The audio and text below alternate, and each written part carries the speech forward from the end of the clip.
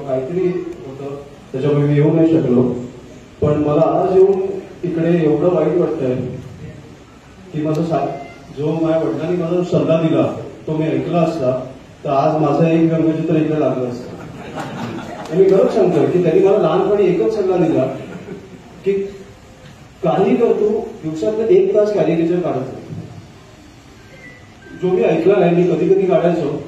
आणि मला असं वाटतं की ही कॅरिकेचरची कला तुम्हाला कोणी शिकवून येत नाही, तुमच्या इथं रात असते किंवा नसते. पण माझे अनेक मित्र जे ड्रॉइंग शिकले, कॅरिकेचर शिकण्याचा प्रयत्न केलाय, पण आजपर्यंत त्यांना एक साधी एक रेषा काढता येत नाही.